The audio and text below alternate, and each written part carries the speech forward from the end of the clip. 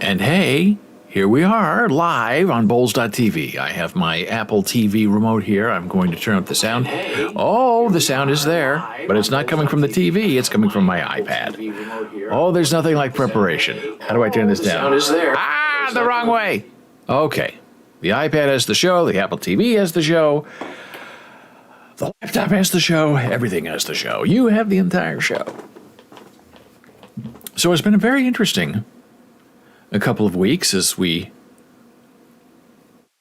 figure things out, move in different directions. Things are always changing. Nobody likes change because it means you have to do something else.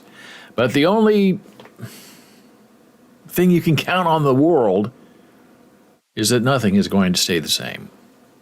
Everything's going to be changed. Everything's going to be awful. And then we come right back. So here's where it gets interesting in trying to figure out who we are and where we're going, is every year our hosting service for all of our websites, we have about 10 different websites, Hardcore ASL, SOS ASL, Bowls.com, BowlsBooks.com, all those.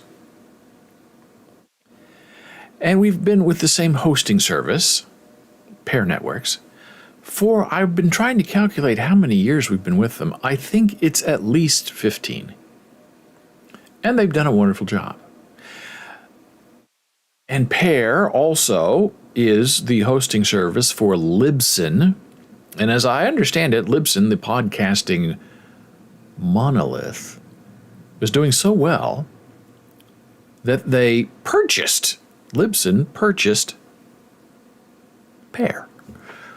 Because Libsyn was paying them, I guess, millions and millions of dollars to host the websites for the podcasts and to host the podcasts, that they said it makes more sense economically if we just buy the hosting company instead of paying a hosting company.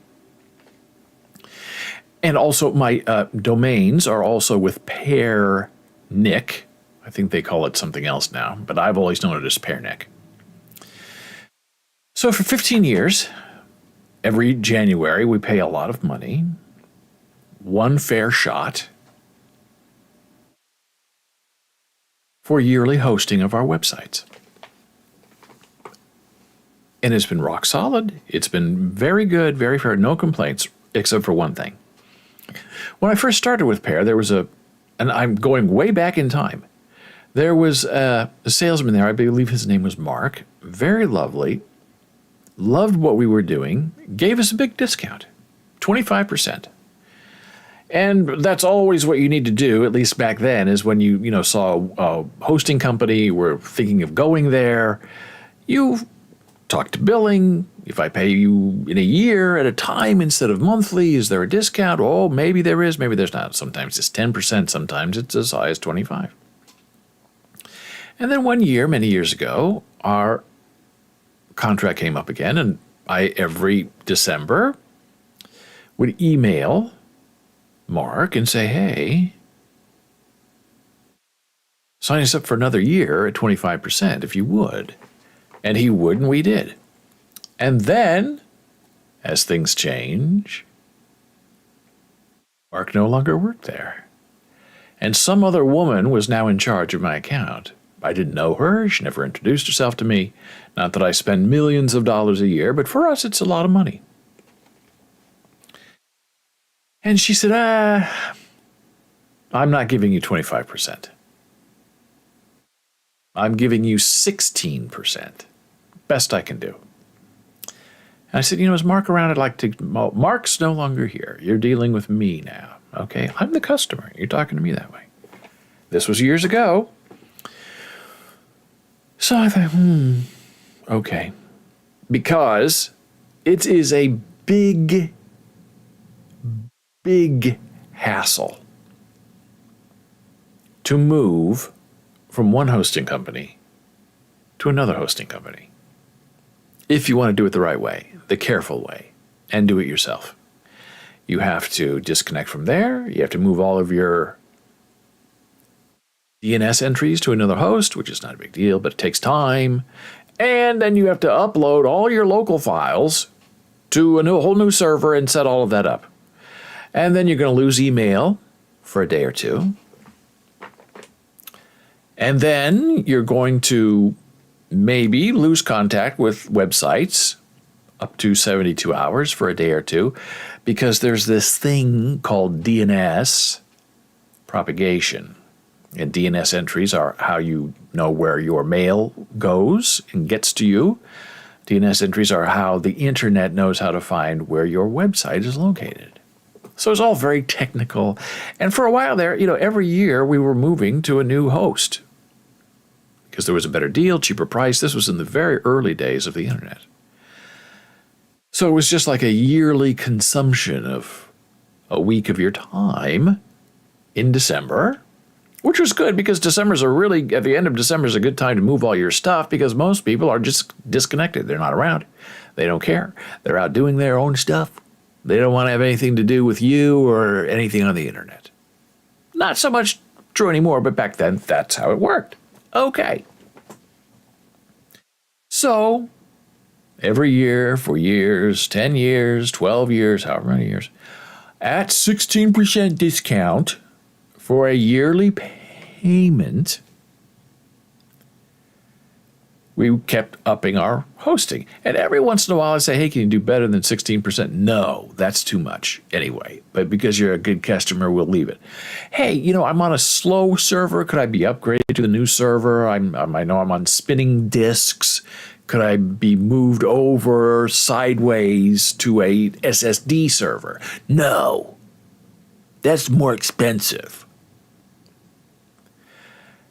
Okay. So I'm not on the latest tech for probably 5, 6, 7 years. And they'll move me, but I have to pay more. I don't want to pay more. And have been stuck on this same plan for, 12, 15 years, whatever it is. And I think the disk space was 60 gigabytes, using about half of it because I'm very worried about running out of disk space. And our traffic in and out, like how popular your website is, how much stuff people download from you, how much you send out, it used to be very restricted, very scared of going over. And then, a couple of years ago, they didn't even tell us they upped it to like 1.5 terabytes a month. And we're way below that because we're very careful. We don't have a lot of complicated things on our websites. They load very quickly. It's all part of our evil plan to keep down costs and keep the experience up for people who are younger than us, because old people are used to the internet being slow. And when you were starting out on the internet, way back when, you needed to have very bare bones sites for a lot of stuff to load quickly, because otherwise it was very, very slow. So I keep that philosophy today. Other people disagree with me. The one thing I do change when I can is images, because images are very big. They do load faster than they used to load 10 years ago. And I like big images. It's visual. The internet is textual, but also a visual sort of culture, which I appreciate. So, as you know, it's almost January. 2 weeks ago. It is January now. What's the 3rd? Happy New Year. First show of the new year. Yay. So I'm trying to figure out, what are we going to do with our web hosting service? And I said, okay, I guess, and we also pay WordPress.com to host our blog, which we've had for 10, 15 years. It's very expensive on the business plan, $300 a year, but it's rock solid. And there are a lot of threats to WordPress from outside irritable sources, and we've never had a problem so far, knock on wood. And it's been wonderful for us. People say you should just take your WordPress site from WordPress.com and host it on your own, which I could, but then I'm becoming like a manager of my WordPress install, and I don't want that. I got stuff to do. I got AI images to create, which we'll get to. So, it's always this yearly conundrum like in December. What are we going to do? Do we stay with Pair? Because there are things that are changing now. We have 10 websites. I want to have 15 websites. AI is coming. I think I need to have a website dedicated to text chat and a website dedicated to AI images. Yeah, that's what I think. And I can't do that on my current plan with Pair. And I know if I go back to them, they're going to want to charge me more money. So I decided to, think about it, look around. And, now that Twitter is melting, we've already given up Facebook and Instagram because terrible company, don't like them, don't want anything to do with them. They took away my Instagram account for no reason, then gave it back after a friend at Facebook helped me get it back. And then our live show, where there's no sound, especially on Jana Marie's show on the weekend, they blocked it. Said that we were streaming audio content from the World Cup. And I said, no, we're not. And I went back to my friend to get help, and she wouldn't help me. And then they did it to one of my shows. As you know, there's no music on this show. There's only the sound of my voice. No videos, nothing. And they're accusing us of rebroadcasting bits and pieces of the World Cup. Only the audio, not the video. What? So I went back to my friend. I said, this has happened again. Can you help me? No response. After a week, my videos are still blocked where no one can see them. Why bother? Why am I creating content for Mark Zuckerberg? Why am I still on Facebook and Instagram and being treated this way? I'm not interested. So I put up a little note saying, hey, find me somewhere else. And I'll leave the sites up for now because maybe people enjoy the content. I'm also trying to see if I log in with Facebook anywhere because I don't want to mess myself up. So far, I never wanted to do that, and I never did. Now, if people are sending me Facebook messages on Messenger, it's shut down. We're not getting any messages from Facebook. You very easily find places to contact us. Just go to GoBowls.tv, and you can start there. So then Elon Musk bought Twitter, and all these radical fascists are back online. You can barely read it. And I said, well, that's a problem too. You got Facebook, Instagram out. Twitter is now becoming quickly unusable by some kind of maniac. But, I'm verified on Facebook, I'm verified on Twitter. Those were very hard to get. Took a long time to get there. So you don't want to give them up very easily, and it's a bit of a kludge. But on Facebook, I believe you can deactivate your account. You can deactivate Instagram. You can deactivate Facebook and then reactivate it later if you so do please. On Twitter, it's a little different. On Twitter, if you deactivate, then your username eventually goes back into a pool to be reused. At least that's what Elon Musk wants to do. So that's very dangerous. If you have an account that you've established and was verified and had some authority, and then you decide to leave, and then someone takes up your account, in essence, becoming you,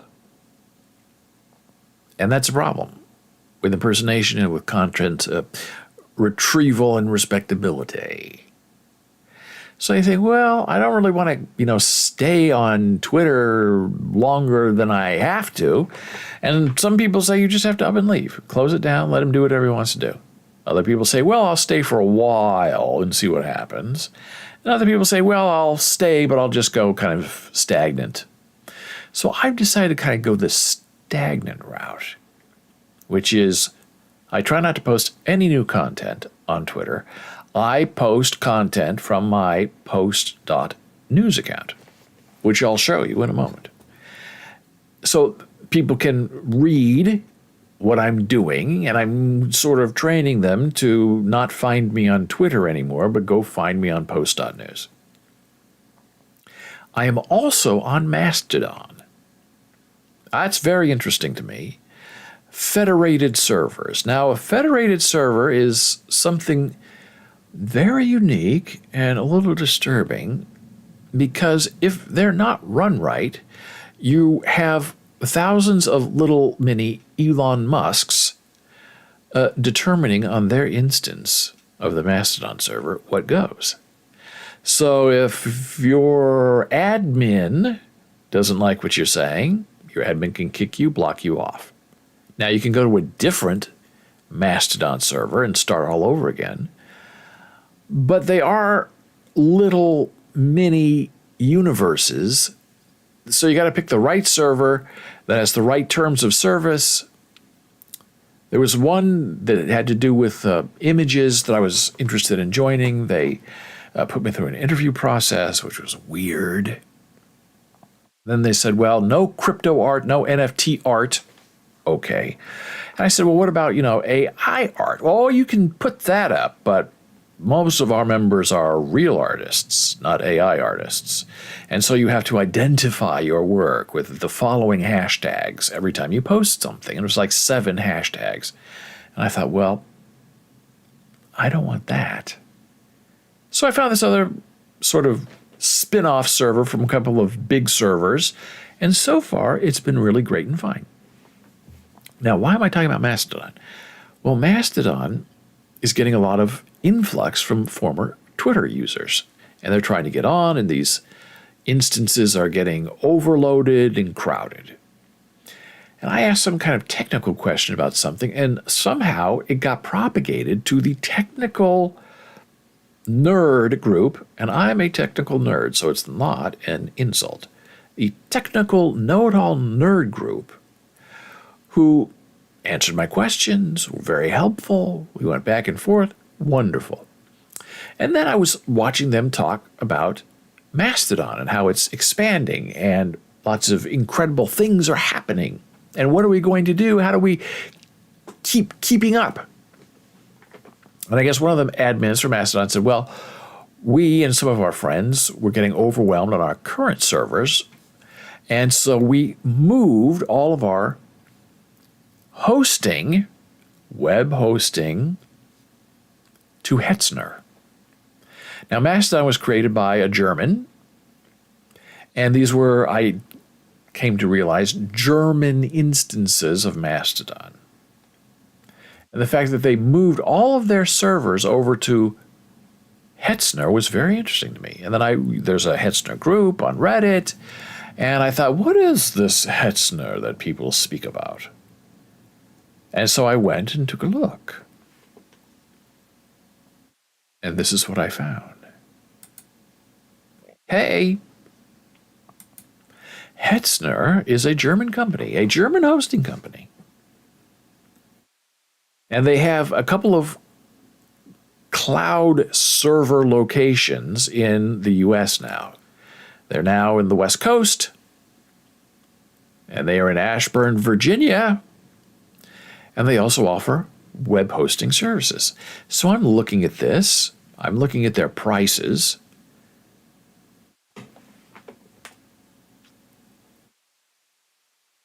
Especially for their managed server, which is what I had at Pair Networks. And I thought, I like managed servers because there are a lot of threats out there. You have to update your software. You have to have block things in place. I used to have my own server. I used to update it frequently. Everything was fine, but it took a lot of time.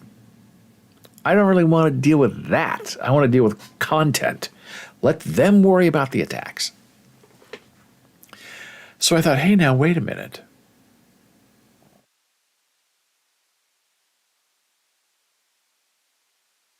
If all these Mastodon instances were moved over in an emergency over to Hetzner, maybe I should just see what their prices are like. So I went to Hetzner in Germany, checking that I'm not a robot. And you start looking around, and you start seeing stuff, and you're thinking, oh my God.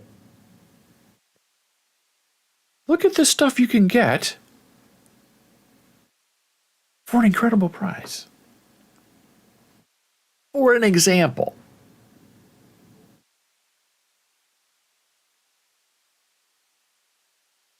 for $54, it's about the same, $54 a month. In Germany, you can get 400 gigabytes of disk space. Now, paying the same price, approximately, on my old Pair network, I had 60 gigabytes.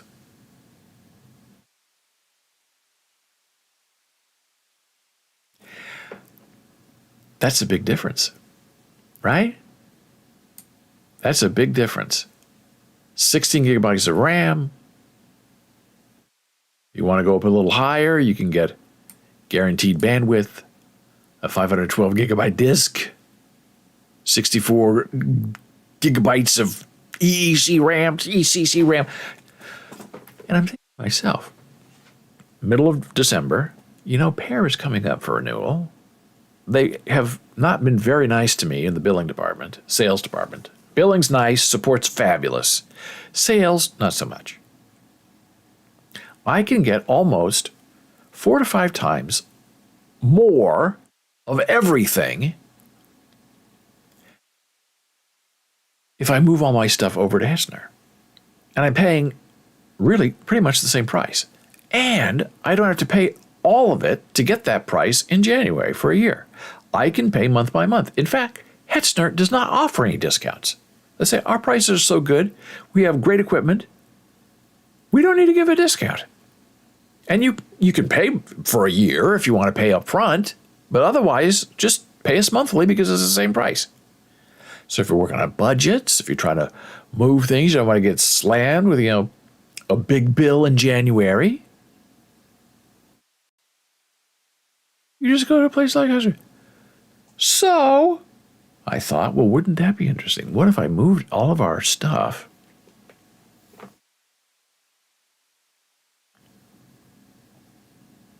from Pair to Hetzner? Oh my gosh. Talk to the beautiful Jana Marie about it. And she said, if you can get 4 times the stuff for the same price, why wouldn't we go? I said, I know, I feel disloyal though, because Pair is in Pittsburgh and I used to do a little spokesperson thing for them. I didn't get anything for it though. But my face was on their website along with a nice quote. So I said, well, let's test it out. And then I saw in the Reddit group that the Hetzner is very strict about impersonation, and they want to keep their network safe, so it's very hard to get in.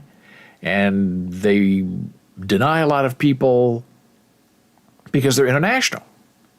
So I guess you have weird people all over the world trying to get a good price for good performance, and they're get on there and try to wreak havoc and mess stuff up. So I thought, okay, I'll try. And one thing I learned in the Reddit group is if you're going to pay them through PayPal, because then by going through PayPal, they know you're already verified, you're a human being, especially if you have a business account, which we do, then there's less friction. If you play with a credit card or something else, then it becomes, then they really do have to verify you. And I guess it's, rules. I don't know what it is. So I paid with PayPal, got right in, set everything up. I did make a very small error in copying the MX records. MX records are the mail server locations for your mail. And in the old days, it used to be a changed mail service. It was 3 days of no mail, and then you get mail. So that's what I'm used to. But usually you get like 1 or 2 that come through. So you knew it was working. So I moved over my mail servers, and I should have just done, one domain, waited for 3 days, and then done everything else. But you know me. You do it once, you do it all at once. So I did it all at once. And I had them check. I said, look, these are my DNS servers. Do these look right to you? And they said, yeah, they look right. I said, okay, before I change everything over,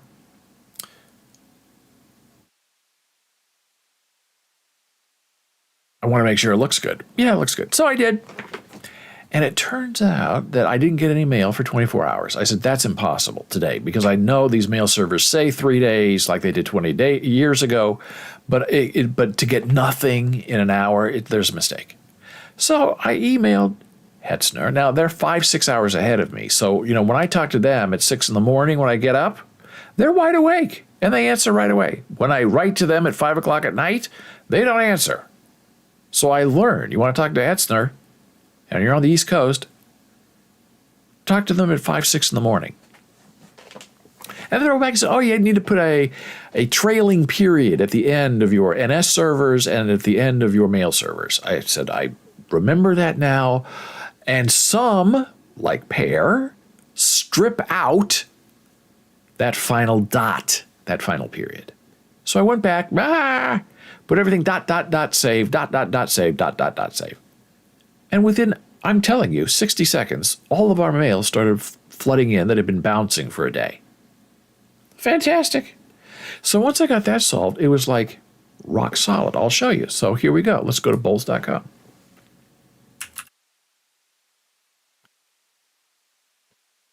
Huh? That loaded pretty fast, right? Yeah. So let's go to a page. Archives. Huh? Pretty fast. And this is the world we live in today, where everything is compressed. The world is now the World Wide Web. So, living in New York, New Jersey, and being hosted in Pittsburgh, everything was very fast because of location. 10 years ago. Today, it doesn't matter. You can have all of your web services hosted in Germany. And they will load just as fast or faster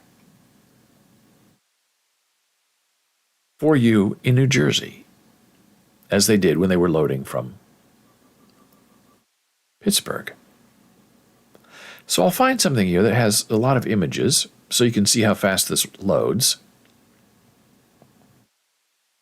Founding Authority. How about Jana Marie Sweetheart? There we go. Okay, this is her page.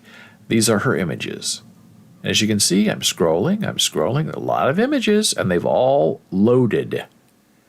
They're not slow. There is no imperception of imperceptibility. They're all there.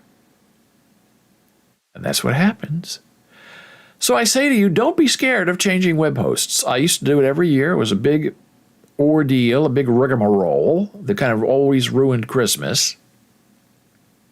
So this year, there she is. Oh, that's a book. I think it was a book in Germany or something. Some German guy was writing a book on the deaf in New York City, and there's Jana Marie Sweetheart in the middle of it. There she is as a baby. The cutest baby you'll ever see. I don't think her parents knew she was deaf at that time.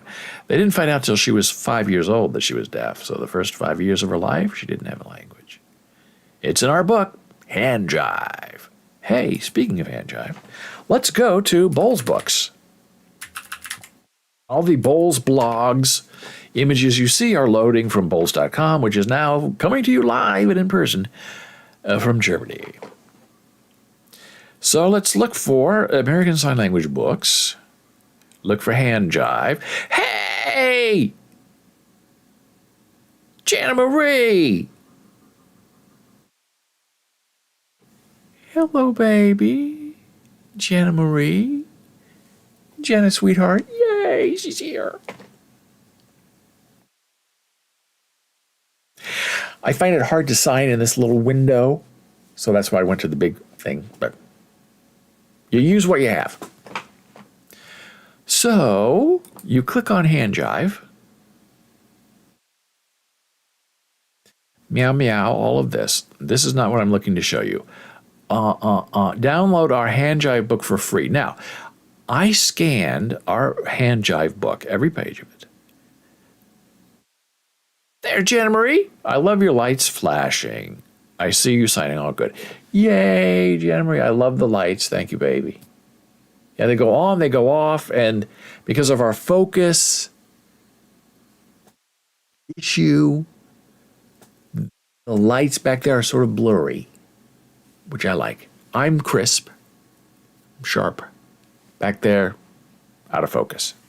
This is out of focus. Perfect. So this is a huge, huge, huge file. And I wanted it that way 10 years ago because I wanted the highest possible quality, which you're going to see doesn't look great. I should probably try to resave it or something. Maybe I should. And it downloads. It takes a long time to download. But back then, 10 years ago, I said, well, this is what I want to have happen. I want the biggest, best possible quality I have at the time to provide it for people who either want to download it or not download it. And way back then, people were fine, waiting 5 minutes to download a file, a book. Today, they don't do that. So I will click on this, and we'll see how long it takes for the entire book to load. Now, see, it takes a while because this is a gigantic file, and I probably do need to see if I can make it smaller. I think Adobe Acrobat now does that by default if you wanted to. Say, make it bigger. Now, how can I make this view bigger? I can't remember.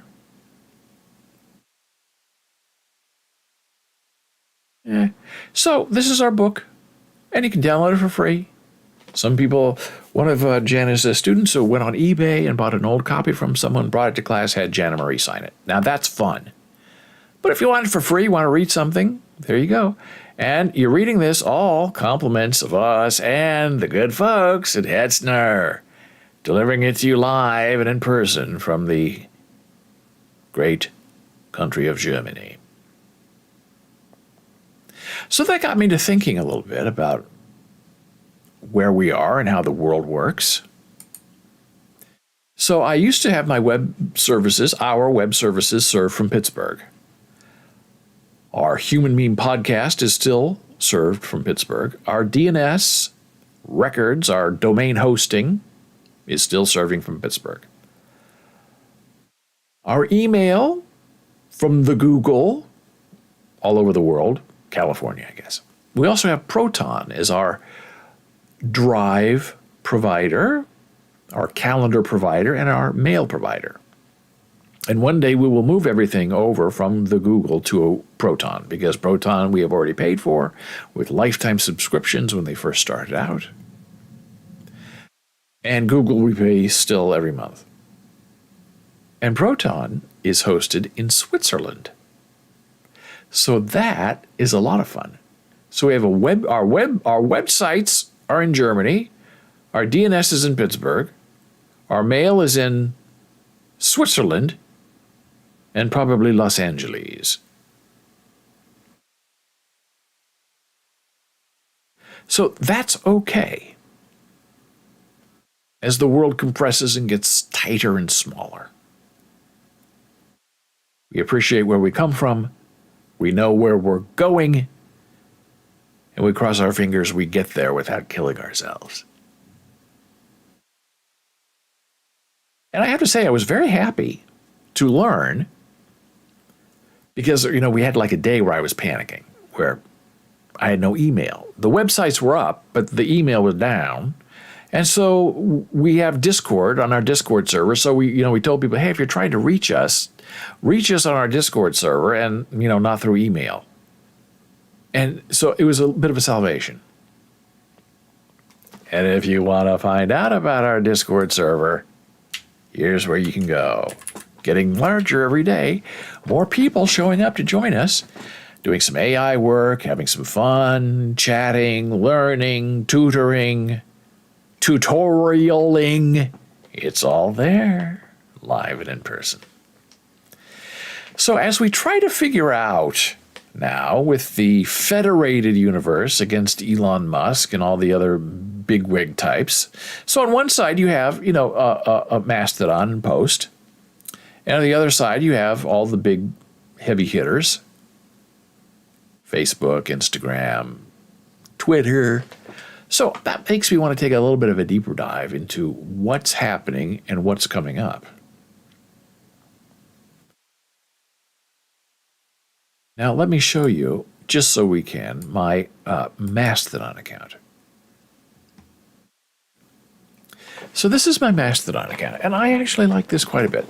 What I currently do is I make AI images using Midjourney. We've talked about that a lot.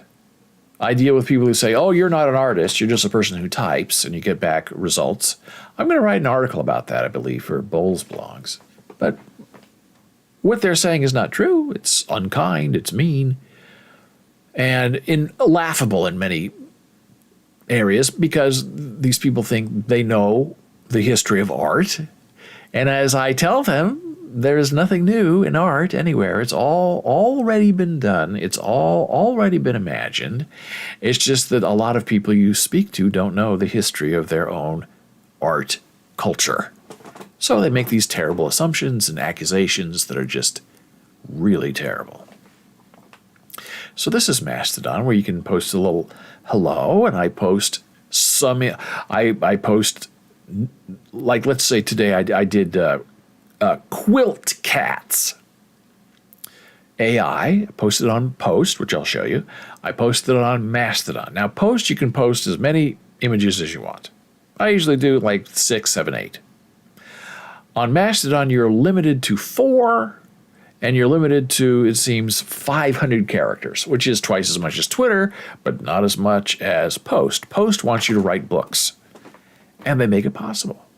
And it's really, really quite wonderful. I'm liking Post quite a bit. But Mastodon has 2 million users. Post, right now has like maybe 300,000. But I think there are 600,000 on the waiting list for Post. And if you've applied to get on Post and you haven't heard from them, check your spam box, because I'm hearing from a lot of people that Post is sending out invitations, but they're getting put in spam, and so people are not being aware enough to check their spam box to get their invite. So you may be invited, but you just don't know it.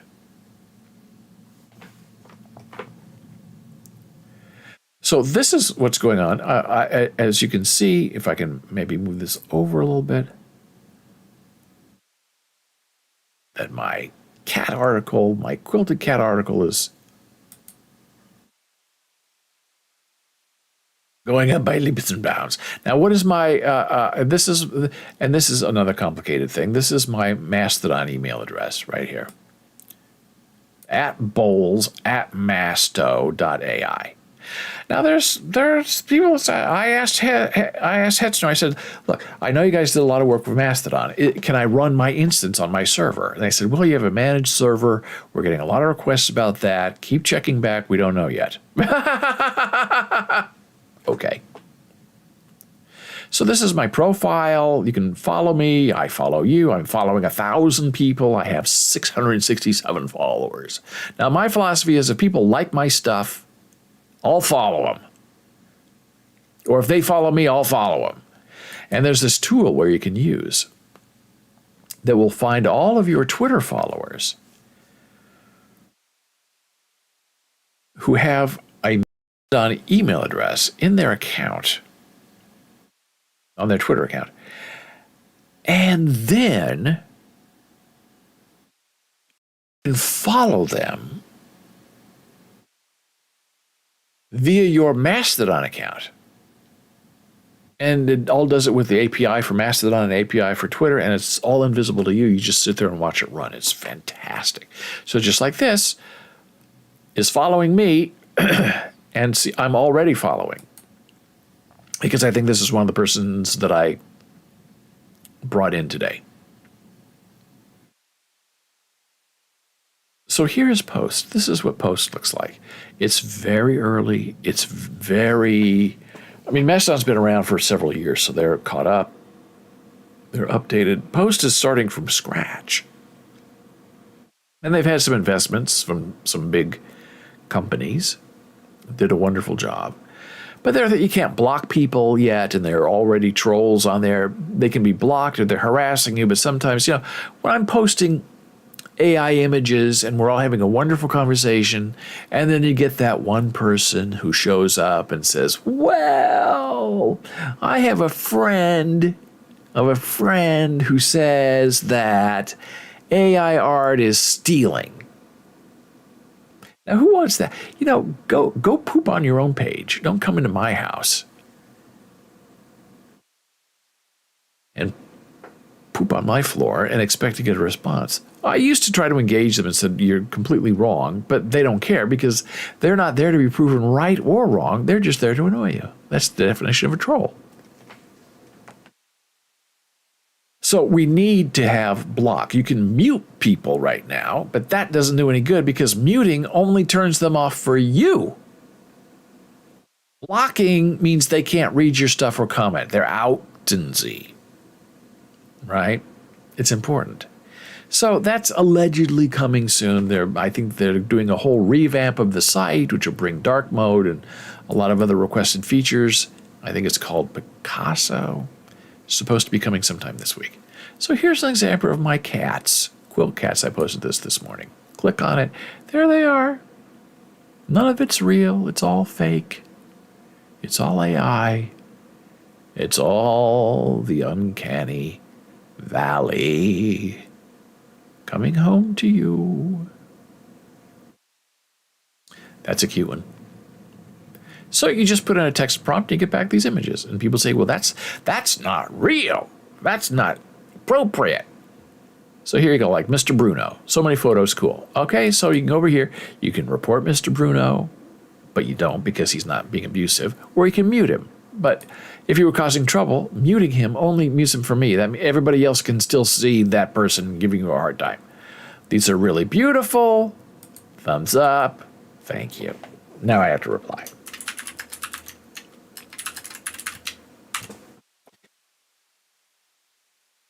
And here's the heartbreaking thing. Hey there, Jana Marie. Hi, Jana Marie. Oh, Jana likes my stuff. Thank you, baby. So that was a cat thing. And you see how much I wrote. 5 sentences. 12 likes. Okay. Now. 6 comments. Now. 35 millimeter cast of yesterday, 21 likes. 2 comments. Okay. Very cute, I admit. But here's something else. Metropolis 1927, Fritz Lang movie, very famous if you know your art and culture, and if you've done any cinema studies at all in your life, okay? Look at this. 6 likes, okay, 6. Cats, 21. Metropolis, 6. Comments, 0. And I click on it, and here are the images. None of it's real. These are not taken from the movie. These are inspired by the movie and made something else. I mean, come on now.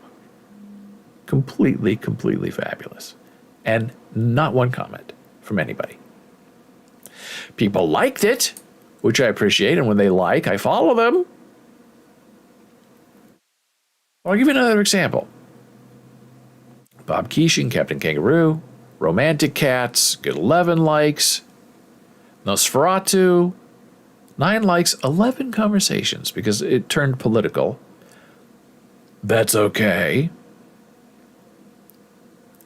Here's another one. The New Old Revanchists. A revanchist is someone who loses land and then goes back to take that land by force. Okay, a lot of things going on with America. 5 likes, no comments. Not one comment. Look at these photographs. They're not real. All uncanny valley. People trying to take back their land by force. Yeah? I think it's terrific. Nobody liked it. Nobody commented on it. Nobody had a conversation with me. What does it mean? What's a revanchist? Nothing. Revanchism. Nobody knows. Nobody commented. Logo for a revanchist. Look, all the writing. Nothing. So what does this tell you? It tells you one thing. Cats rule the internet. And yesterday I posted something and then somebody commented on it and said, oh, yeah, that's really interesting. But when you do the cat thing, that's really the best. So for a while I was, putting 2 cat things up, one in the morning, one in the afternoon, interspersed with other things I thought were important. And nobody wanted to talk to me about anything but cats. On Mastodon, cats rule. Nobody talks to me about anything over there but cats. They're interested in the cats, not interested in thought or history or American mythology or American nightmares. It's a little bit, tiny bit depressing. But I have to say, so far, I think that Post is very impressive. There are not very many people there, but the interaction so far is pretty good. And the tipping thing, I thought was kind of weird, but it kind of sort of works. And if it helps people, be inspired to create content, there's no advertising or ugliness to bollocks it all up, I completely support that with every fiber of my being. Now, this takes us to Spoutibble. Okay, now, interesting conversation about this. I've seen it spelled Spoutibble and Spoutable by people who don't know. So I guess the correct spelling is with the I and not the A. Now, this is a project started by a man named Christopher Boozy. And he initially wanted to call it something like Tag Me. The domain names he was going to use had to do with tagging. And that was weird. I said it sounded like a 6th grade website where you have to tag each other. And I said, he should just call it boozy.ai. And he didn't want to use his own name. He thought that was tasteless. Okay, so I had my say. I was shut down.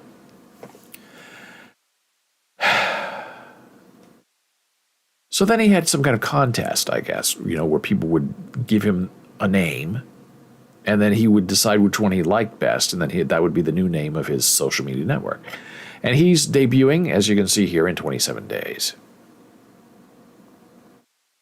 And Post has already been up for about a month. And people said, you got to speed up because Post is already open and you're not even started. And he said, well, that doesn't matter because a lot of things start and stop. And that's true. But this, I believe, is very different. People want to get out of Twitter. And they're racing to Mastodon, which is getting overserved. And Mastodon is run by fiefdoms.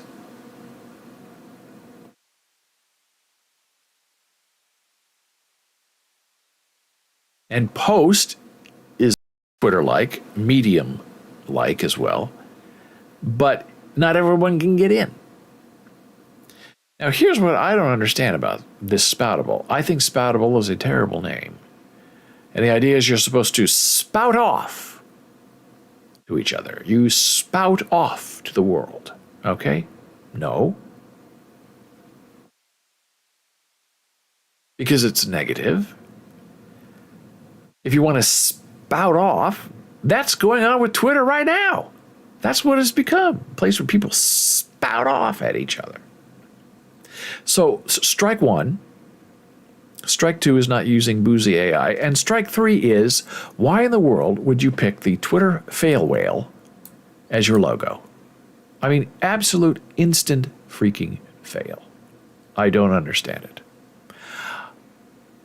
I will sign up for an account when it becomes available, check it out, see if things have changed, see if it's better. But so far, with the naming fiasco, the terrible substitute naming fiasco, and then the fail whale as your logo, I don't have a lot of confidence that this is going to be something that's going to interest me. But I guess we'll find out in 27 days. They say early registers, if you're an early registrar, pre-registration, you get in 20 days. I guess it's worth exploring if it interests you. Now I'm going to show you this, which is very interesting. This is called PixelFed. And as you can see, I've started to use it a little bit because, and I'll tell you why I started using it. More than I was using it before. As you can see, I don't have a lot of content on here. Not as much as I have on Post.news.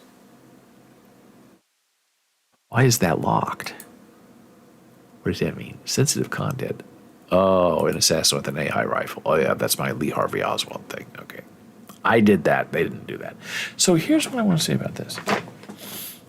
PixelFed is like Mastodon, but PixelFed is the image version of Mastodon. On Mastodon, you can only post 4 images, right, on an article.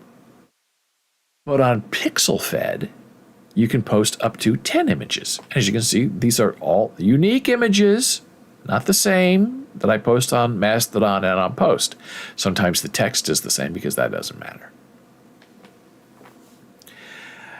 And PixelFed is supposed to be the Instagram of the Federated Union. So I guess there's like PixelFed and Mastodon and all these other conglomerations that get together and kind of create their own new community. And then I read over the weekend that Instagram was suing PixelFed. For what? I don't know. But the fact that Instagram is so threatened by PixelFed that they have to sue them for something made me want to go post as much as I can on PixelFed. Because PixelFed is not a threat to anybody.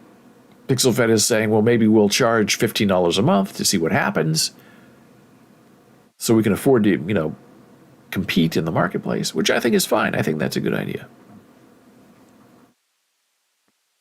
But the fact that Mark Zuckerberg has to go after PixelFed shows how terrified they are of PixelFed. The fact that Elon Musk was blocking email and links to Mastodon shows how terrified they are of the Federated Universe. And then we get into something like this, which I find a little alarming. There's a thing called PeerTube, right?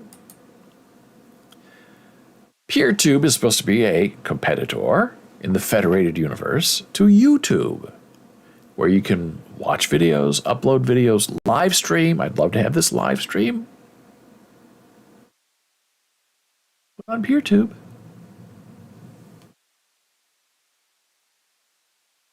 And there are several different instances of PeerTube. And, you look at them and you say, which one should I join? And you kind of pick one. And so I picked this one. TILVids. I don't know how it's pronounced. Tilvids. I don't know.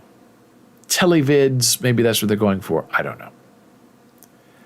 So this is who they are. They have email, Discord, Twitter, Reddit, all that. And so I thought, okay, so I'll upload some content and see what happens. Well, you can't upload any content. See this publish button right here? You click on it. Hey, sorry, the upload feature is disabled for your account. If you want to add videos, an admin must unlock your quota. So I thought, well, that's weird. I thought this was supposed to be federated. So I emailed, said, hey, I'd like to upload. And I got a very nice email back saying, well, what kind of content do you have? What are your topics? Who do you think you are?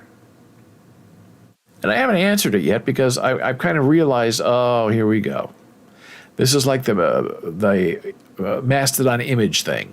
There was not PixelFed saying you have to hashtag this and do that. And so this PeerTube, TILVids, they want to see what your content is. They want to make sure that you are who you are, I guess, and that they want to publish your content. And if they don't, they don't, and then it's too bad for you. So be careful when you're out there looking for a place to get away from Instagram, PixelFed, get away from YouTube, PeerTube, get away from Twitter and Facebook, Mastodon, Post.news, because these federated servers are really run by individuals.